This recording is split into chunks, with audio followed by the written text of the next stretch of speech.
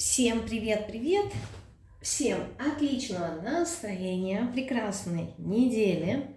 Сегодня у нас с вами понедельник, чему я очень рада.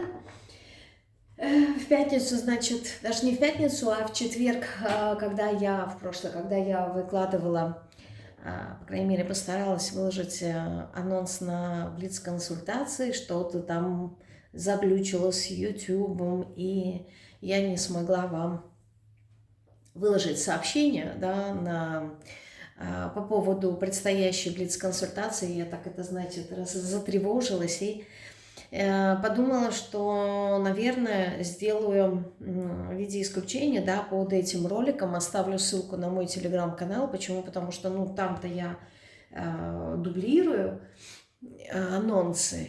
И если вдруг, там, я не знаю, опять что-то произойдет с YouTube, и я не смогу вам как-то донести сообщение о том, что вот на этой неделе будет вот такая тематика, да, на блиц-консультациях вы не сможете прийти. Поэтому я, наверное, либо в описании дам ссылку, либо прикреплю прикреплю комментарий с ссылкой на телеграм-канал. Вот, если что, подписывайтесь, там точно не потеряете никакие сообщения. Вот, и плюс ко всему, на том телеграм-канале, не знаю, кто знаком, там, в принципе, не так много подписчиков, по сравнению с тем, что у меня есть на YouTube-канале.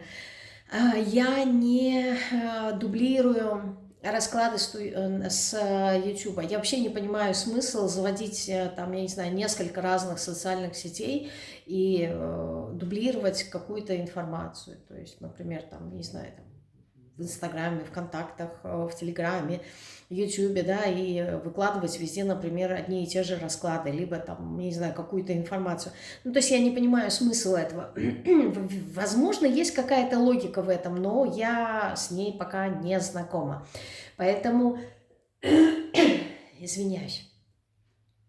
Поэтому в моем телеграм-канале там абсолютно другие расклады, вот, и другая абсолютная информация, нежели на YouTube-канале. Подписывайтесь, если вам интересно будет, и если вы не хотите потерять какое-то сообщение. Если для вас это важно.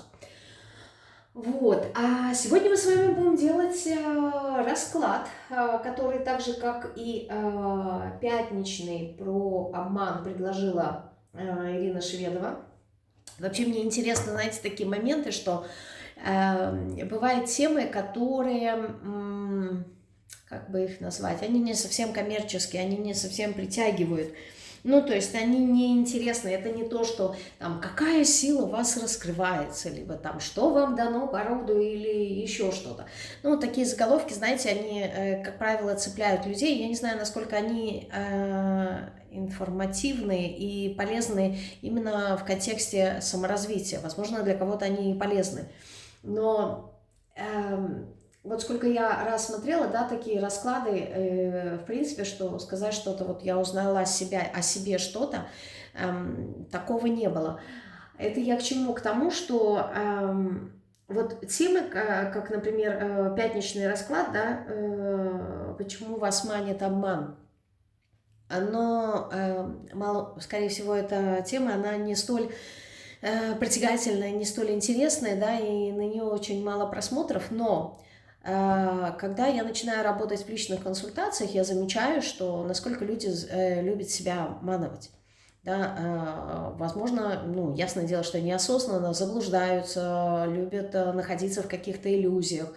Особенно это, знаете, когда видно, когда ты делаешь, например, там, не знаю, блицы на тему, какую трансформацию вы прошли, да, либо что там у вас изменилось.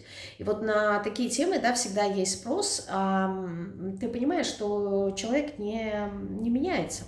Почему? Потому что, ему-то кажется, что он какие-то действия совершает, вот, но по факту-то он эти действия совершает, исходя из своего прошлого опыта, исходя из самого себя, то есть на том уровне, на котором он находится.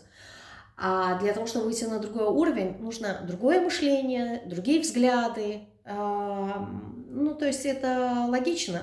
Если вы привыкли писать все время, допустим, там, правой рукой, вот, вы никогда не будете менять, например, почерк, если вы не изменится ваш почерк, если вы не будете писать, например, левой рукой.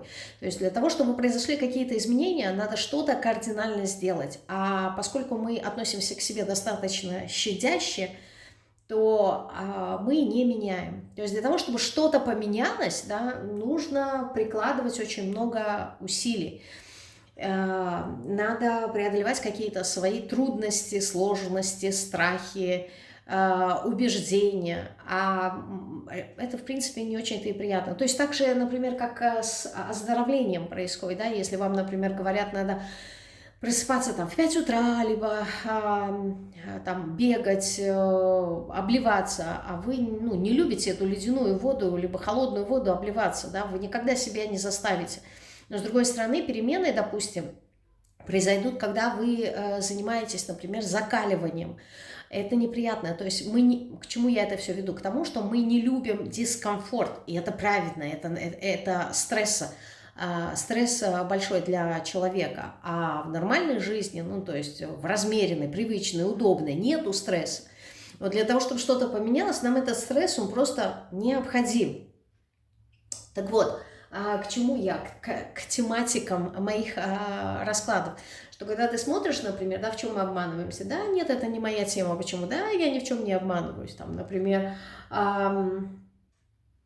по поводу, там, я не знаю, бумеранга какого-нибудь, да, либо наказания, либо еще что-то. Да нет, я не враждебный человек, я никогда ничего не желаю плохого, да, другим людям.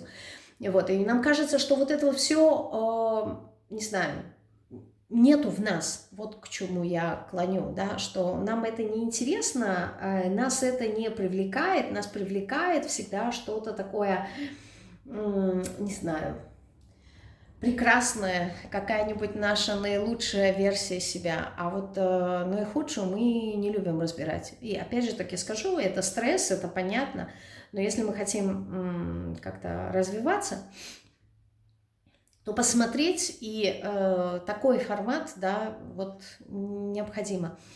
Я, конечно, понимаю, что я не могу заинтересовать человека смотреть то, что ему, не лежит душа, неприятно, то, что, может быть, будет вызывать какую-то боль, либо дискомфорт. Вот. Но, с другой стороны, именно вот в таких темах и, к сожалению, либо к счастью, не знаю, и есть развитие.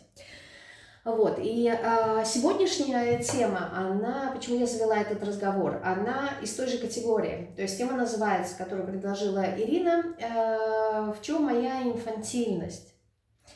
Опять же таки, да, мы можем сказать, что, я могу сказать за себя, да, что в принципе я человек такой ответственный, я человек серьезный, очень много думаю и так далее, и вот во мне инфантильности не может быть. И я буду обманываться в этом, потому что я очень инфантильна. Во многих моментах я инфантильна. Почему? Объясню. Потому что все силы, которые существуют, силы, свойства, качества в этом мире, они так или иначе в нас есть. Второй момент, это может быть как белые пятна, мы это в себе не замечаем. Для этого нам нужны другие люди, да, как зеркала, которые бы нам это подсветили. То есть, по крайней мере, вот в себе, да, я действительно много работаю с собой, я анализирую свои мысли, я анализирую свои повадки, поведение, я очень много наблюдаю за другими людьми, за их реакциями, о чем они думают, задаю неудобные вопросы, то есть я кучу работы провожу, и помимо этого, да, я могу сказать, что вот во мне вот все вот эти вот энергии, да, все эти силы, они присутствуют. И мой посыл всегда заключается в том, что не надо их демонизировать. То есть нету плохих каких-то сил, качеств, свойств и нету каких-то хороших.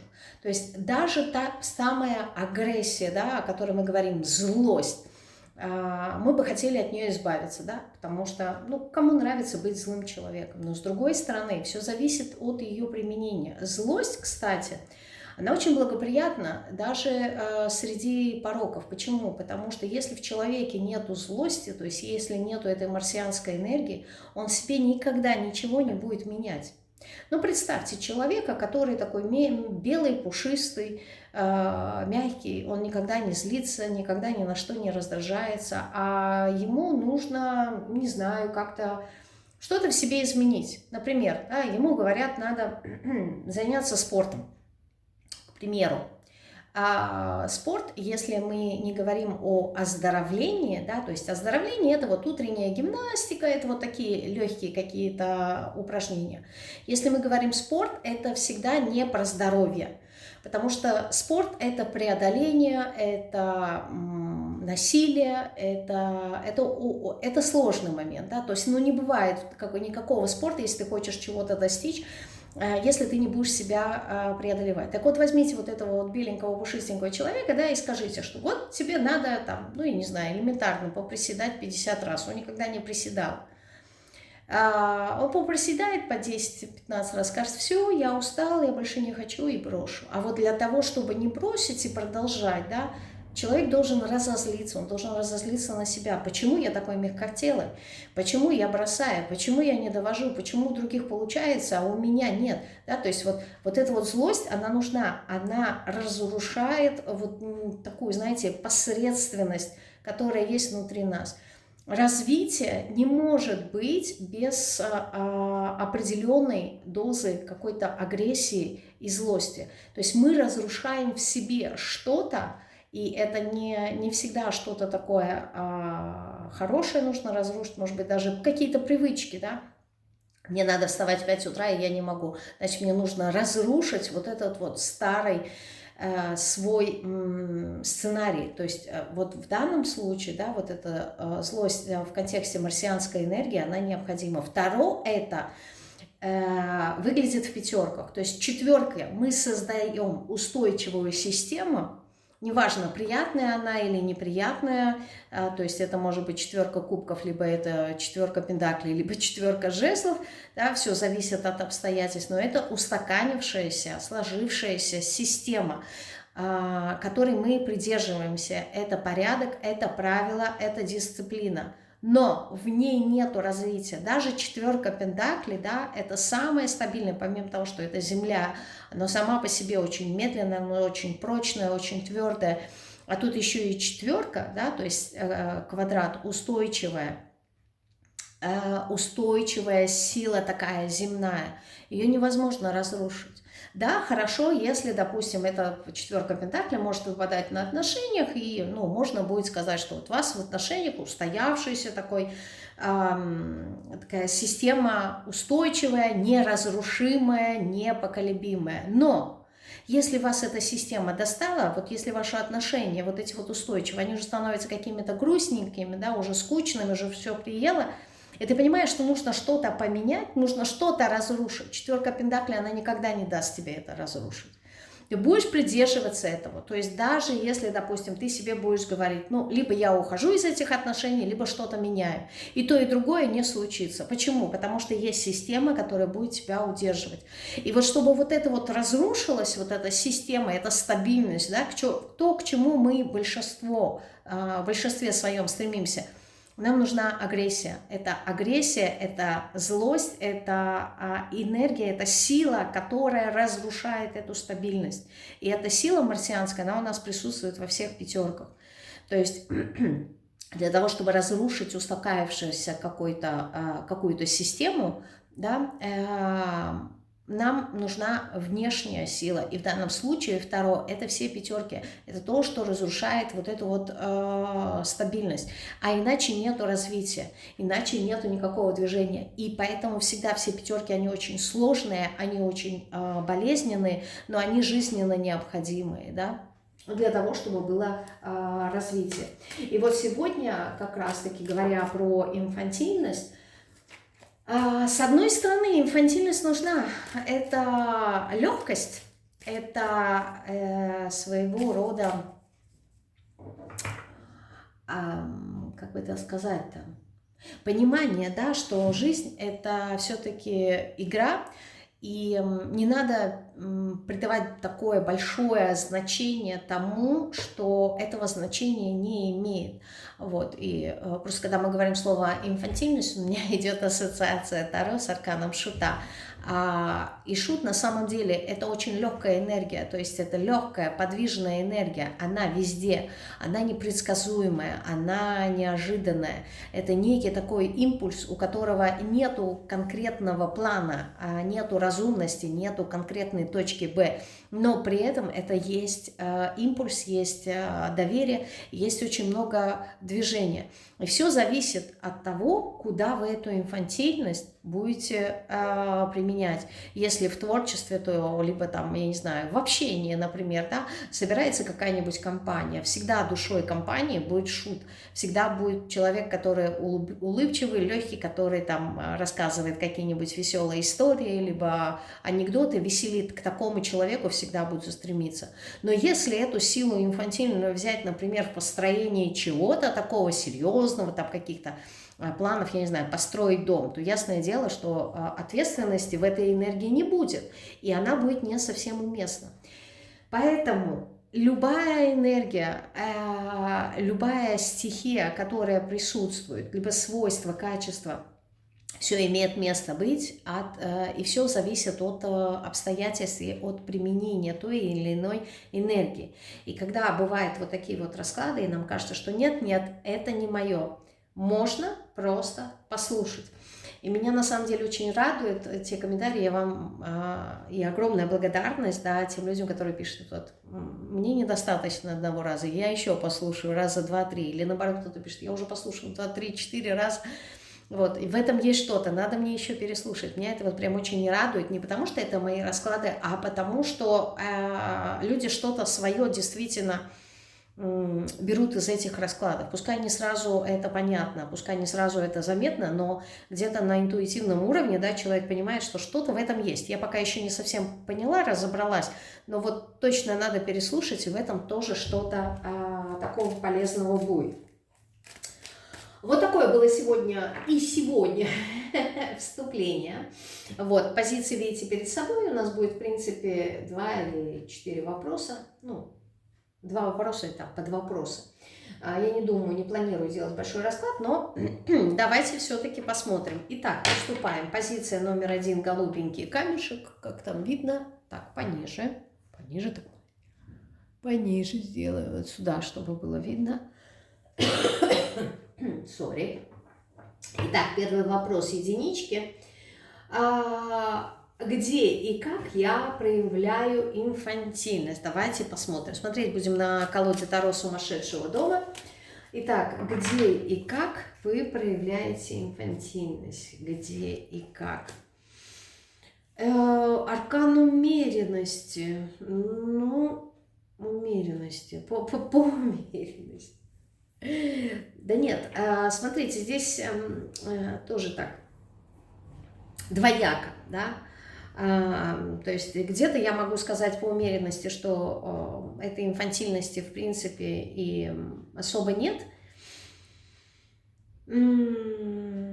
Вот вы как-то либо используете свою инфантильность там, где она уместна, да, то есть в ритме, либо в определенных дозах, в определенных местах, то есть, ну, вот действительно там, где уместно, либо, в принципе, вы не используете инфантильность. Почему? Потому что аркан умеренности, он говорит всегда про золотую середину, то есть всегда всего достаточно, да, то есть человек, как правило, по аркану умеренности является пунктуальным человеком, да, спокойным, размеренным, что, в принципе, не совсем имеет отношение к инфантильности. Да? Почему инфантильность – это детскость, вот, а у детей нету понимания времени. Ну, в контексте чего? В контексте того, что оно им не столь актуально. То есть ребенку абсолютно все равно, да, придет он вовремя, либо опоздает, либо придет пораньше.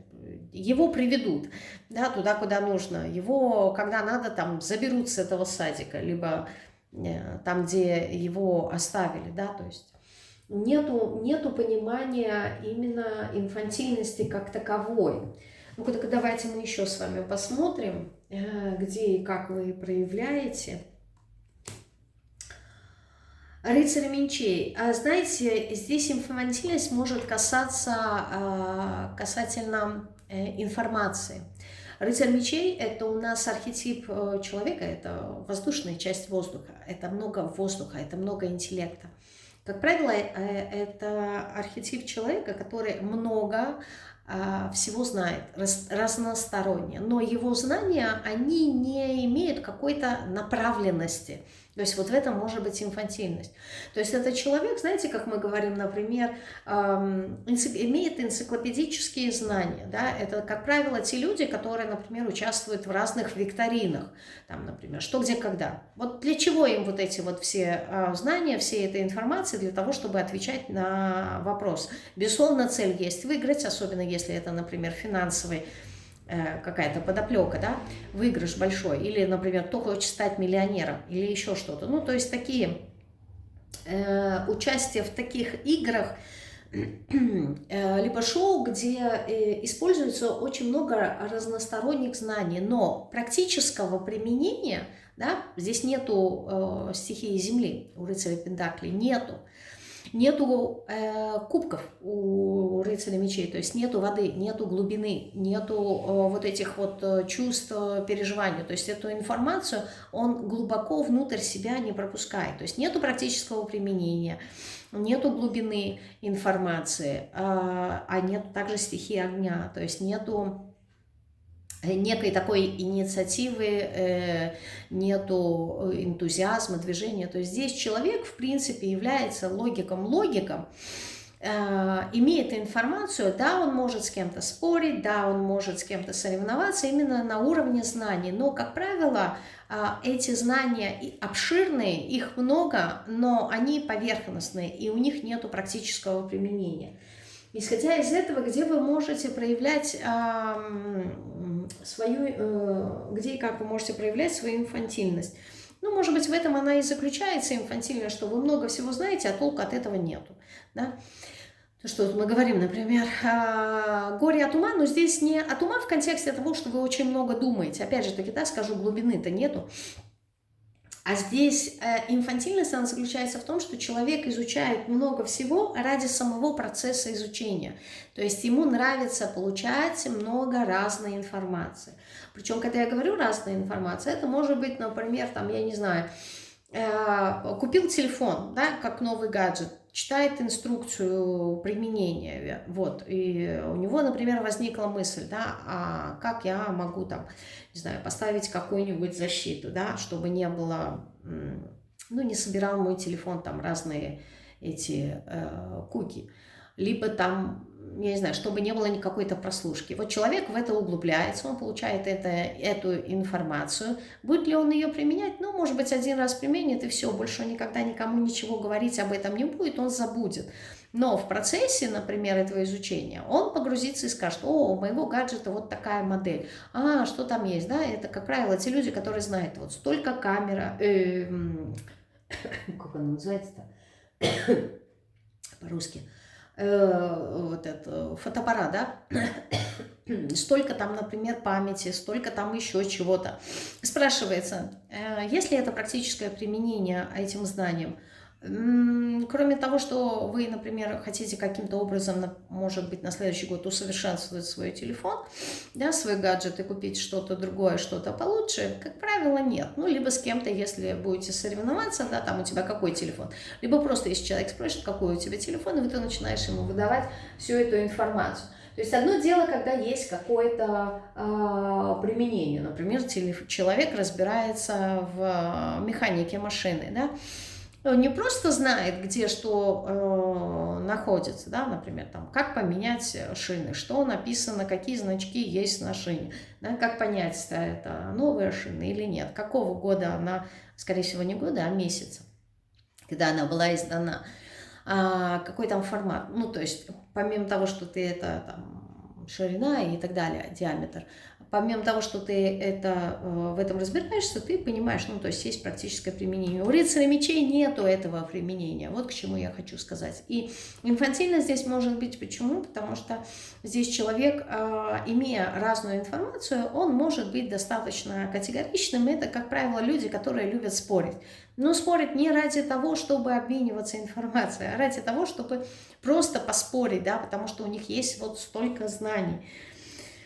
Поэтому я и говорю, здесь горе от ума, и вот в этом может быть инфантильность. Инфантильность в контексте неприменяемости. Ну, то есть не нужно столько информации. Хотя человеку приносит удовольствие, да, сам этот процесс. Так, хорошо. А вот теперь мы давайте с вами посмотрим, а в чем польза? В чем вообще польза инфантильности? То есть где и как применять мы посмотрели, а вот в чем польза инфантильности? Интересный, да, момент королева мечей. В чем польза? Знаете, здесь нужно рассказать про архетип королевы мечей. Как правило, это водная часть воздуха, то есть это женщина, у которой есть глубина, но и при этом присутствуют знания, да, то есть есть вода и есть мечи. Ей характерно выполнять то, что нужно, да, она может сочувствовать, она может переживать, например, когда ребенок, ну, очень провинился очень сильно, и ты понимаешь, что ты должен его как-то в кавычках наказать с целью донести до него какую-то информацию. Иногда приходится наказывать, но наказание, опять-таки, да, я в кавычках выставила. Вот, и ты понимаешь, что да, мне как матери это больно, это неприятно, но если я это не сделаю, да, я никогда, допустим, там, как моя мама, методы воспитания, знаешь, в бывшем Советском Союзе, у нас, я вспомнила, в Средней Азии играли в кости, эти, в ашички. Ашичка – это коленная часть у барана. Эту кость брали, и для того, чтобы они были разных цветов, мой брат брал, значит, лак для ногтей мамин и раскрашивал. А в то время это было все так дорого. И он тратил очень много этого лака для ногтей. И плюс ко всему азартные игры не поощрялись. И вот в одну из таких игр, да, то ли жарко было, то ли, ну, в общем, я не знаю что, мама только научилась вязать, она ему связала жилет, а он взял этот жилет, снял себя и повесил на дерево, ну, и потом, конечно же, кто-то повзаимствовал, и он пришел домой без жилета, и чтобы мама его наказала, она, значит, так разозлилась, он маленький был, вот, и взяла и голову его выгнала на улицу, говорит, вот не умеешь ценить, все, вот и иди, выходи.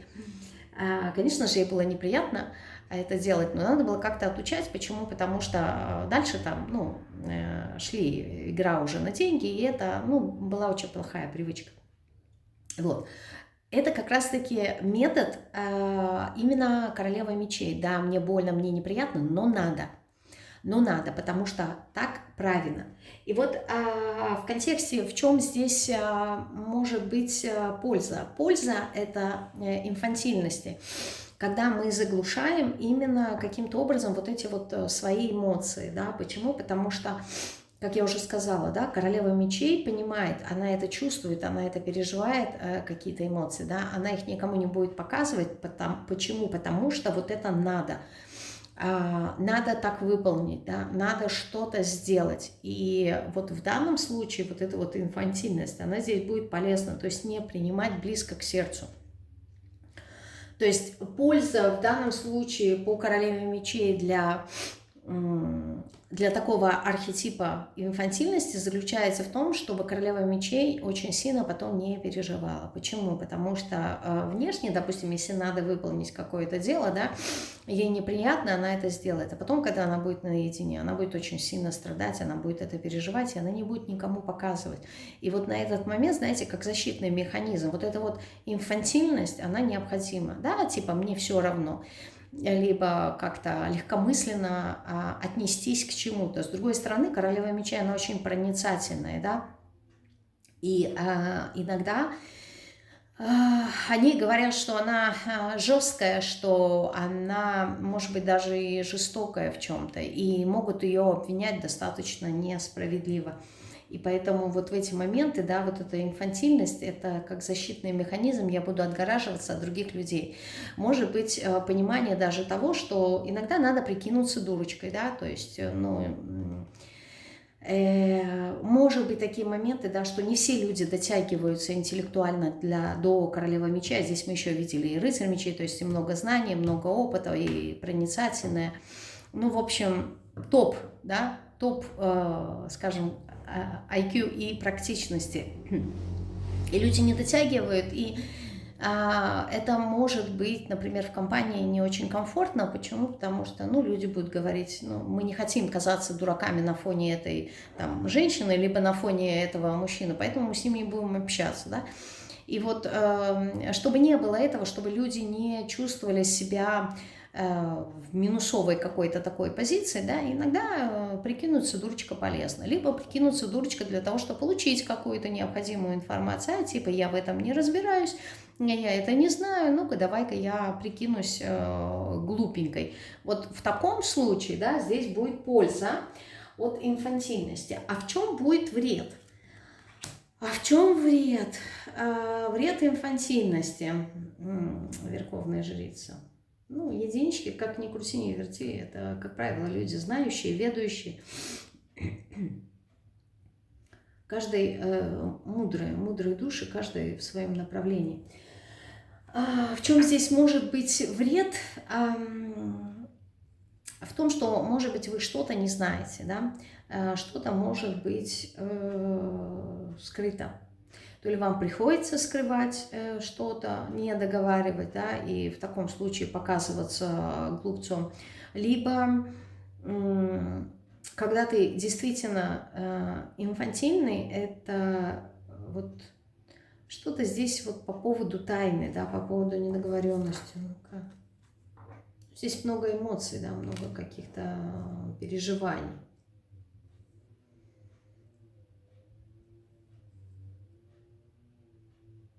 Когда ты неосведомленный, да, когда ты чего-то не знаешь, и здесь, скорее всего, инфантильность сочетается вместе с наивностью, это вызывает у тебя бурю эмоций, разных эмоций, чувств, может быть, даже в чем-то негодование, и это очень неприятно, особенно для королевы мечей. То есть для нее нормально это вот когда она находится по умеренности, видите, в балансе, в спокойном таком состоянии, когда не то, что она контролирует свои эмоции, когда нету вот этих вот ярких эмоций, ей комфортно, когда присутствует разум, да, когда действия, они какие-то разумные, они опираются на эмоции. А минус здесь получается в том, что когда человек действует здесь по эмоциям, да, туз кубков, причем не зная чего-то, не знаю, может быть, ему что-то не сказали, может быть, чем-то что-то умолчали, либо он вынужден где-то что-то умалчивать, что-то не договаривать, и здесь появляются разные эмоции. Также здесь может быть оценка. То есть здесь по первой позиции люди, по верховной жрице, очень резко реагируют на любую оценку их, потому что это вот слабое какое-то такое ваше звено, когда тебя с кем-то сравнивают, либо вы сами себя сравниваете с кем-то, либо ожидание какой-то оценки, ну, как признание, что ли. Ну, здесь сейчас психологические моменты будут всплывать, я их не буду разбирать, вот, но вопрос вот именно оценочности, он для вас очень, извиняюсь, он для вас очень болезненный. Либо когда, как я уже сказала, ну, повторяться не буду, да, вы поступаете как-то эмоционально, вот, не подумав, а потом от этого страдаете и переживаете. Либо вот выражение, да, незнание законов не освобождает вас от ответственности. Вот здесь про это. Вот в этом может быть инфантильность в некоторой степени опасна. Так, это была первая позиция. Пишите, согласны и не согласны, как что. Так, а мы с вами переходим к позиции номер 2, красному камешку, двоечки. Давайте посмотрим вас, значит, где и как вы проявляете свою инфантильность. Когда надо что-то завершить, либо что-то начать, да, аркан мира, когда наступает какой-то конец, и какое-то начало. И в данном случае это связано как-то с преодолением, да, когда вы сталкиваетесь с какими-то трудностями. То есть здесь инфантильность, она проявляется, знаете, как некий такой ступор. То есть, а что теперь делать? То есть я не знаю. Я не могу взять на себя ответственность, я не понимаю. То есть вот мы шли-шли, и вдруг перед нами речка, да, такая достаточно широкая, а перейти ее мы не можем. И почему? Потому что, ну, во-первых, она такая достаточно быстрая, вот, и есть опасность попасть в воду, и, возможно, там, я не знаю, что поток снесет себя. И что делать, и как быть? И вдруг вы останавливаетесь и проявляете себя по-детски, да, то есть я не могу взять ответственность, я не знаю, что мне делать, я не понимаю, то есть у меня и нет знаний, но здесь, знаете, какое-то как некое оцепенение, то есть когда есть какие-то трудности, вы не то чтобы убегаете, и вы не берете на себя ответственность, но здесь проявляется некое такое оцепенение, я не знаю, что мне сделать. А какой мне шаг сделать? То есть здесь сразу входите в позицию маленького ребенка, который говорит, а подскажи мне, пожалуйста, да, мне нужна информация, я не могу, сразу как-то. Хотя информация у вас есть, вы даже можете и знать, что нужно сделать, там, я не знаю, нагнуть, например, там, ветку толстую, да, и сделать мостик, и, условно говоря, перейти на ту сторону реки. И вы, ну, то есть, если сядете подумать, вы найдете решение. Но вот первая вот эта вот реакция, как оцепенение, а я не знаю сразу, а я не знаю, я не умею, я не знаю, я не могу преодолеть, да, я не понимаю. То есть, вот что-то такое. Еще где и как вы проявляете свою инфантильность, четверка мечей. Когда, знаете, когда нужно проявить какую-то дипломатию, либо, значит, смотрите, четверка мечей у нас всегда говорит про, и говорила в самом начале, да, про стабильность. Аркан перемирия, четверка мечей – это аркан перемирия, да, когда мы хотим вернуть то, что у нас было до того, ну, то есть до тройки мечей, до того состояния, когда все разрушилось. Когда мы были в каком-то таком спокойном состоянии, отгораживались, возможно, от каких-то трудностей, да, закрывали на них глаза, вот, это ни к чему хорошему не привело, кроме разрушения, а теперь я как будто бы стараюсь вернуть что-то прошлое, но не получается. И четверка мечей у нас говорит о перемирии, то есть временная какая-то такая остановка, когда надо применить, возможно, какие-то свои дипломатические навыки, а я не знаю как, то есть я не могу примирить какую-то ситуацию, я не могу ее вернуть к тому состоянию, в котором она была раньше. То есть здесь такое, знаете, вот то, что я сказала, оцепенение, да, человек говорит, мне нужно временно, как это, временное примирие, да, временная остановка, мне нужно передохнуть, прежде чем я приму какие-то решения. То есть вот здесь, скорее всего, показана какая-то вот ваша реакция, да, когда какая-то сложность на вашем пути, вы сразу, да, я ухожу в подполье, да, мне нужно передохнуть, принять решение, прежде чем применить какие-то свои, возможно, дипломатические способности, да, либо с кем-то о чем-то договориться. То есть вот где надо решать дипломатично с кем-то, да, переговаривать, договариваться, вот здесь у вас присутствует инфантильность, то есть вы не знаете. Вы не знаете, как отстоять, возможно, свою точку зрения, либо какие-то свои интересы. То есть у вас этого нету. Еще где и как вы проявляете инфантильность, Паш мечей. Вот он тоже указывает на как раз-таки на незрелость, да, Паш мечей, как я говорила в прошлом своем раскладе, это архетип человека, который самостоятельно не может получить то, что он хочет, потому что ему не хватает инициативы. И не хватает вот какой-то, я не знаю, сопереживания, эмоциональной глубины, что ли, каких-то очень глубоких эмоций. И этот человек старается, вот, ну, такой компрометивный немножко человек, который старается урвать, забрать что-то не свое.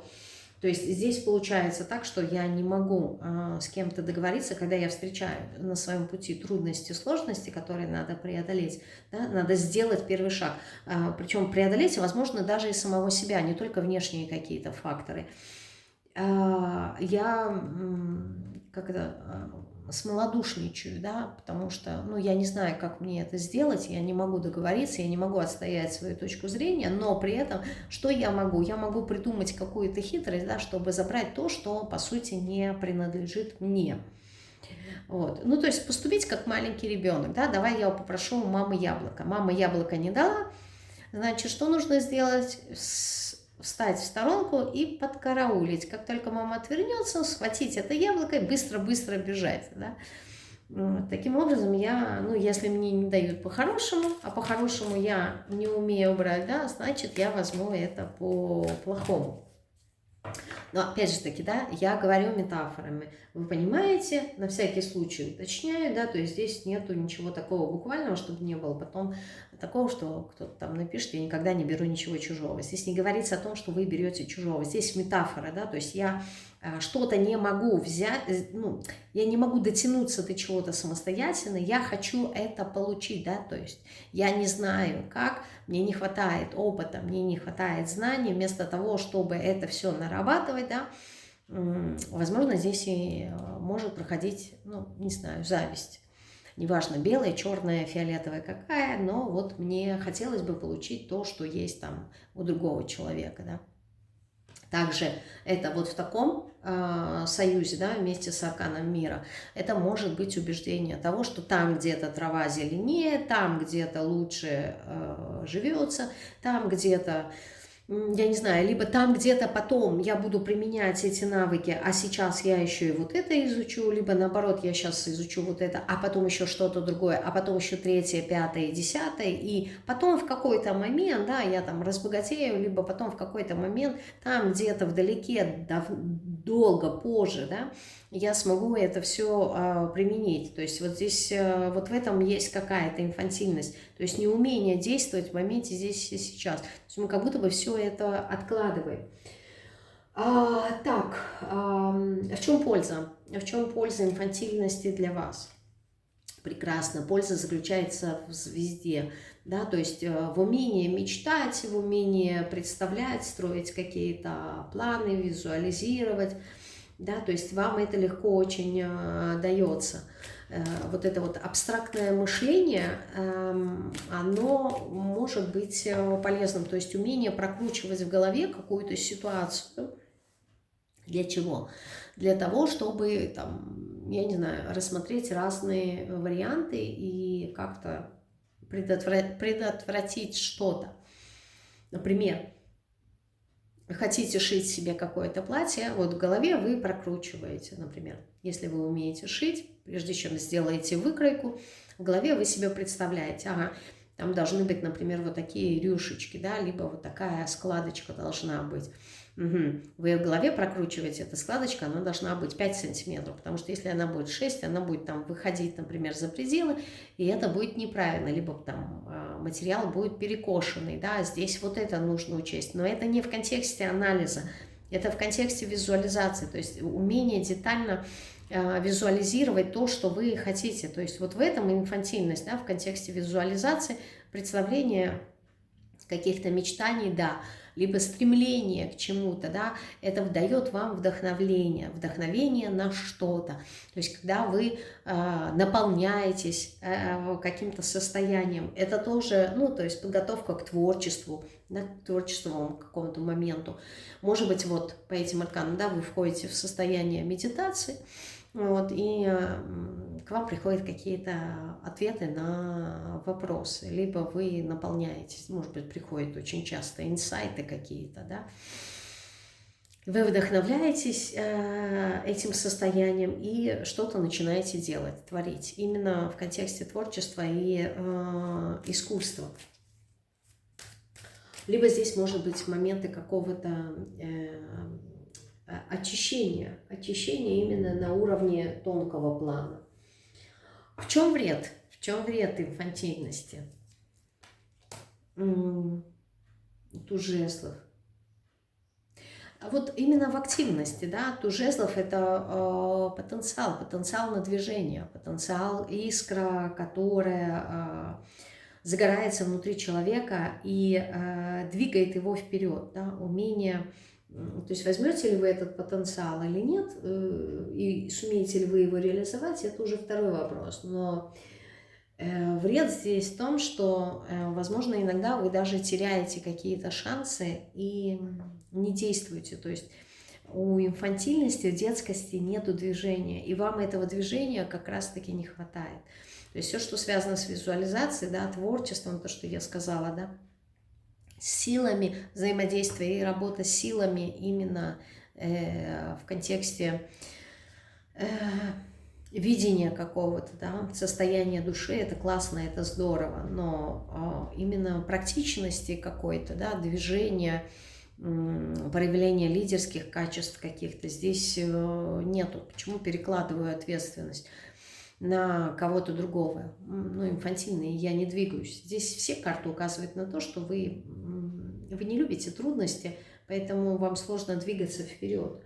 В чем еще вред инфантильности? Ну, в цикличности, что с одной стороны вы как-то, может быть, полагаетесь на удачу. Вот. В принципе, это хорошо, когда ты полагаешься на удачу, да, но и сам, как говорится, не пеняй. Вот первую часть вы хорошо выполняете, а вот вторую часть, да, этого высказывания, то есть вы не берете на себя ответственности. Вот в этом негатив, что вы крутитесь в колесе фортуны, либо вы становитесь зависимыми от каких-то циклов, например, от лунных циклов, да. Сегодня есть настроение, я делаю, завтра нету настроения, я не буду делать, сегодня есть вдохновение, я делаю, а завтра нету, я и не пойду на работу, да. То есть вот эти вот перепады, отсутствие постоянства, они очень сильно выматывают человека на самом деле, и плюс ко всему формируют по отношению к человеку не очень такое позитивное отношение людей в контексте надежности, да, то есть вы в их глазах кажетесь ненадежным человеком, на которого нельзя положиться. Ну, типа, да, мы пойдем завтра в поход? Да, пойдем, хорошо, я тогда заеду за тобой в 5 утра. Договорились. Приезжаете в 5 утра, а человек спит. Почему? Ну, вот инфантильный, да, не воспринимает всерьез. Вот. Как он будет объяснять, почему он не проснулся в 5 утра? Ну, я забыл, я не знаю, там будильник не зазвенел, либо еще что-то. Ну, то есть придумать какие-то отговорки, там, либо еще что-то. То есть вот эта вот цикличность, когда человек полагается, с одной стороны, не берет ответственность, да, а с другой стороны, в его жизни очень много таких циклов, да, то есть он может сказать, не судьба. Почему ты не пошел в этом направлении? Мне знаки не подсказали, либо знаки были против меня, поэтому я и не стал в эту дверь входить. Я подожду, да, то есть я не буду преодолевать что-то, я не буду стараться, видимо, это не мое. Мое само ко мне придет, да, если это судьба, если это суждено, значит, это случится. А если это не случилось, значит, не суждено, не мое. Вот в этом минус. Почему? Потому что вы теряете очень много шансов. Вот в таком контексте. Так, это была вторая позиция. Троечки. И мы с вами переходим к последней позиции, к троечкам. Тройки, смотрим вас. Где и как вы проявляете свою инфантильность? Где и как вы проявляете свою инфантильность? Так, королева Пентаклей. Здесь может быть инфантильность. Архетип королевы Пентаклей, самое ключевое слово – это забота. Это забота, это внимание на внутреннем круге. Почему? Потому что это водная часть Земли. Да? Вода – это всегда, как я уже говорила, про глубину, про чувства, про состояние эмоций. Земля – это про практичность. Ну, то есть, по сути, получается практичное, глубокое, а глубокое – это всегда про внутренний круг. Внутренний круг – это все, что связано с домом. Это не король Пентаклей, про внешний круг, да, про социум и так далее. Это всю заботу, которую мы посвящаем нашей семье, нашим близким, нашему именно вот близкому кругу людей, да, с которыми мы взаимодействуем. То есть это могут быть не только родственники, но очень близкие люди, с которыми мы общаемся на каждодневной основе. И здесь получается, в чем здесь инфантильность? В том, что, по сути, королеве Пентаклей все, что связано с внешним миром, не очень-то интересно.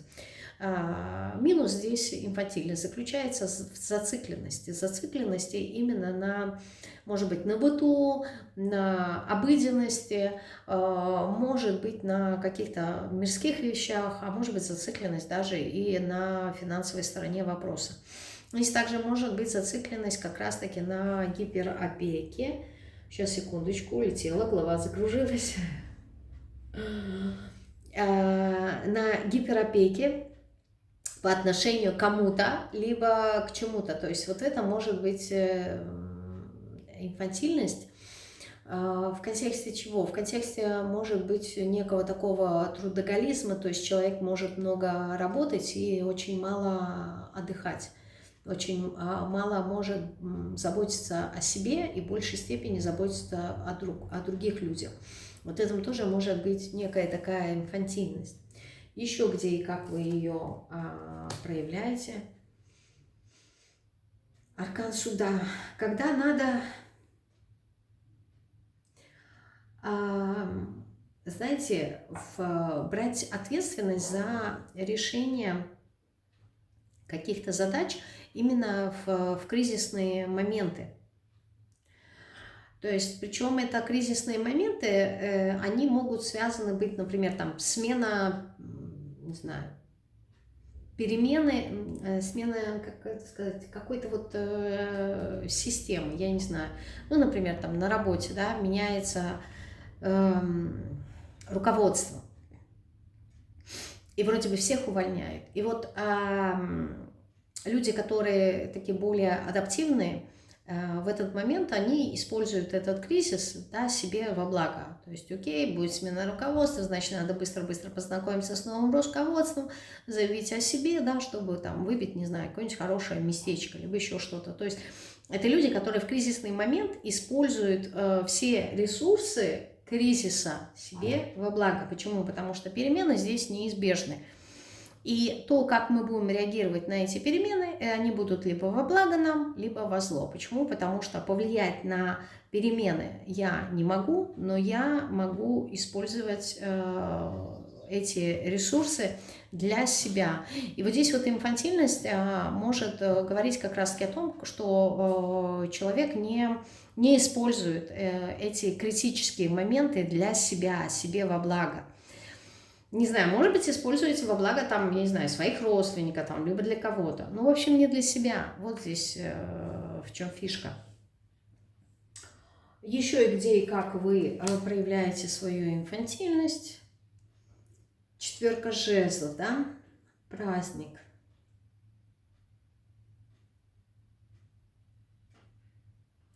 Ну вот, я не знаю, может быть, вы не отдыхаете вовремя. Вот мне все равно кажется, что трудоголизм здесь присутствует. Даже если вы не работаете, например, на наемной работе, либо на себя, а вы просто сидите дома, да, ухаживаете за домом, здесь очень много домашней работы, не знаю, какая-то ответственность именно во внешнем круге. То есть вы вот, может, за детьми ухаживаете, может быть, у вас там какой-то участок огромный, вот вам нужно там все это сполоть, за всем этим ухаживать, и где-то забываете о себе, где-то забываете какой-то отдых, как-то активно отдохнуть.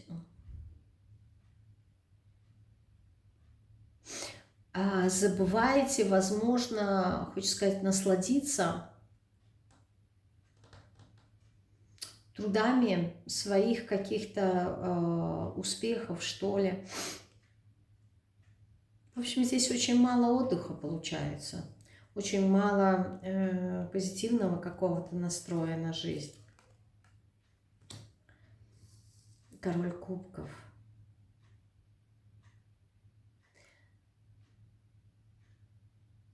Не знаю, что здесь с вами произошло.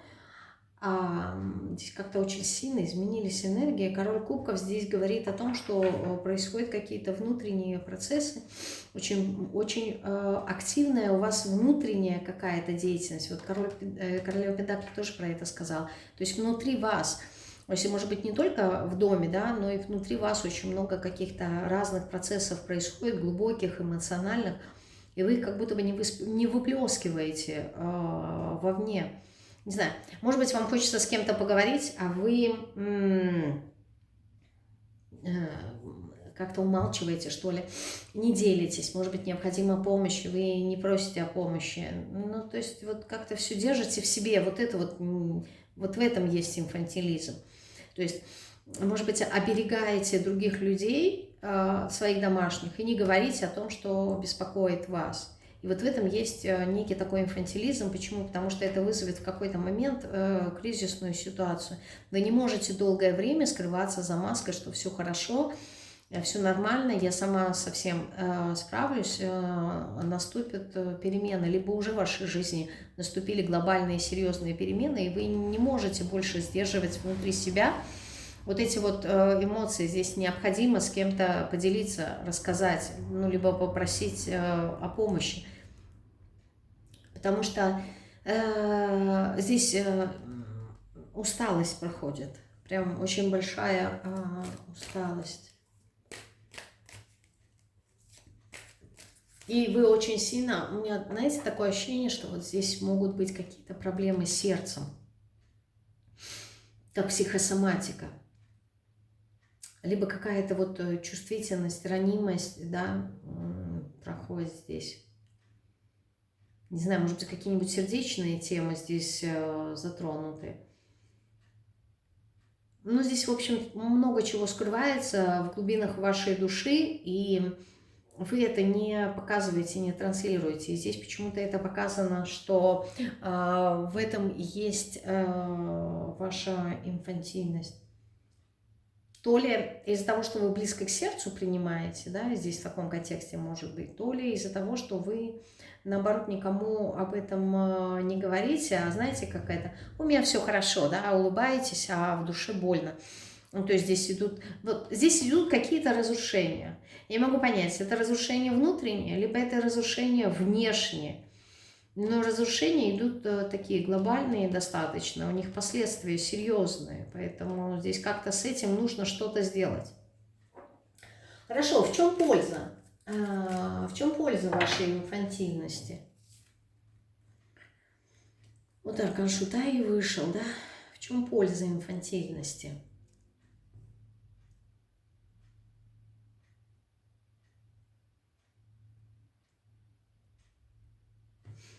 Знаете, хочется сказать, как вода с гуся, да, либо как это выражение, как вода с дурака. Ну, то есть, когда, возможно, в чем-то вы ведете себя так незрело, то с вас как будто бы нету требования. То есть здесь идет уменьшение ответственности какой-то, да, то есть контроль снижается. Вы как будто бы можете сбросить с себя контроль, но с другой стороны здесь вот как разрядка идет, что ли. То есть когда вы смеетесь, когда вы веселитесь, то ли вы переключаетесь на этот момент с каких-то вещей, которые вас беспокоят, и знаете, вы как забываетесь. То ли шутка разряжает, знаете, правильный юмор, когда вовремя хорошо человек умеет шутить, вот, он разряжает обстановку, и, ну, как-то быстро приходит примирение, что ли, либо близко к сердцу не принимает. То есть в чем еще здесь может быть польза шута?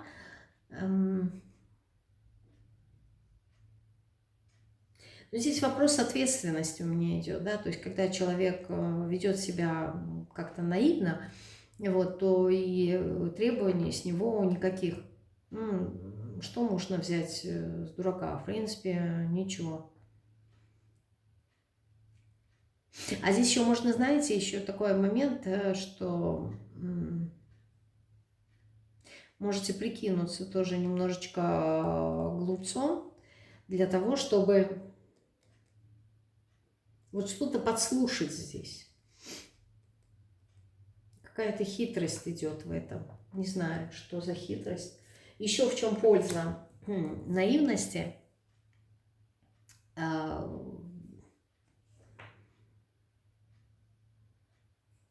Ну вот маг, он у нас всегда решает какие-то трудные, сложные задачи все время, да. Это человек вот с такой, вот как здесь нарисовано, да, каляки-маляки, с такой активностью интеллектуальной. И, скорее всего, когда вы проявляете свою инфантильность, то ваш мозг, может быть, как-то отдыхает. Потому что здесь может быть перенапряжение. А почему я здесь говорила про эмоции? Видимо, много думаете, и эти мысли, они вызывают какие-то негативные эмоции здесь, эти переживания глубокие, вы от них устали. А здесь, когда вы проигрываете дурака, ну, то есть это как обнуление идет именно вот этих вот мыслительных процессов. Напряжение спадает. Хорошо, а в чем вред? В чем вред здесь инфантильности? Ну, глупо заниматься самобичеванием, видите, наказанием, когда, не знаю, по глупости можете что-то сделать, вот, а потом сами себя наказывать за это. То есть, почему я так поступил? Надо было подумать, да, я же вот типа такой умный, я же все осознаю, я все понимаю, а тут, ну, тут процессы самобичевания происходит, идет наказание какого-то такого, знаете, устаканившегося момента. То есть вред того, что вовремя не смог среагировать, вовремя не смог предотвратить какой-то, я не знаю, какой-то конфликт, какую-то ссору, трудности. Но это опять-таки, да, требования к себе, и вот вы себя наказываете, да, вот за эту инфантильность. Ну, то есть здесь наказание идет. Еще в чем вред инфантильности? Ну, вот пятерки, о которых я говорила во вступлении в самом начале, что из того, что я чувствую себя недостаточно в чем-то опытным, недостаточно, не знаю, может быть, в чем-то мастером, может быть, мне недостаточно движения, проявления своих каких-то лидерских качеств, энтузиазма, может быть, не хватает, да, и из-за этого я как раз вот по четверку у нас попала, по четверку жезлов, пятерка жезлов выпала. Из-за этого я себя наказываю. Вообще здесь человек как будто бы может бояться некой такой конкуренции, что ли.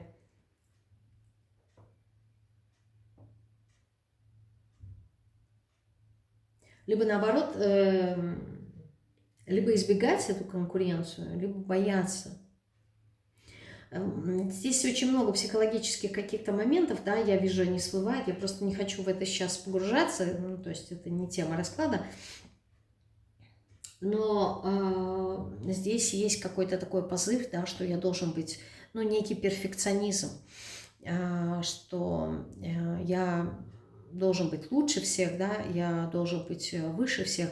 И вот этот перфекционизм, он связан с тем, что человек не может принять, что мир не идеален, и у него есть право на ошибку. То есть человек может быть право на ошибку, вот, дурак, да, то есть кто ошибается? Только дураки ошибаются, а я умный, у меня нету права на ошибки. И поэтому здесь вопрос конкуренции очень остро встает для человека. То есть я и другим должен что-то все время доказывать, и себе должен все время доказывать. Почему? Потому что я должен быть лучше, я не могу ошибиться. Ну, вопрос перфекционизма. Вот такой вышел сегодня расклад. Хочу еще раз поблагодарить Ирину за прекрасную идею к раскладу. Пишите тоже свои идеи, если они у вас есть. Главное, знаете как, когда вы пишете свои темы, огромная просьба, напишите, пожалуйста, что вы хотите услышать в раскладе на эту тему. Потому что иногда, возможно, вы видите у коллег какие-то темы, которые вам нравятся, и представляете в своей голове, что вот, а как бы сделала Елене этот расклад? И я это понимаю, но Мне хотелось бы, чтобы в темах, которые вы присылаете, вы описывали, а что бы вы хотели в этом раскладе услышать, да, что для вас важного. Таким образом, я буду ориентироваться на именно не на само название, а на то, что нужно вам услышать в этом раскладе. Почему? Потому что, ну, названия, вот эти всевозможные вывески на магазинах, да, очень яркие, они могут быть привлекательные, но для вас польза-то какая? То есть мне важно, чтобы вам от этого польза была, а не просто, знаете, как-то ради интереса, да, послушал и, там, я не знаю, почему я не могу решиться на что-то. А для вас эта тема в чем, допустим, актуальна? Ну, потому что я там хотела бы понять, разобраться, да, как я могу принять решение, либо что мне поможет в этом. И тогда тема расклада, она уже другая становится, и акцент уже буду держать на чем-то другом. Это вот такая небольшая ремарочка. Я благодарю вас в очередной раз за все ваши комментарии, за ваши лайки, за вашу активность. Если вспомню, то в прикрепленном комментарии оставлю ссылку на телеграм-канал. Если нет, вы можете мне написать, или не ссылку я это самое сделаю. Почему? Потому что я записываю расклады заранее, а прикрепить комментарий могу только в день выхода этого расклада. Заранее я это сделать не могу.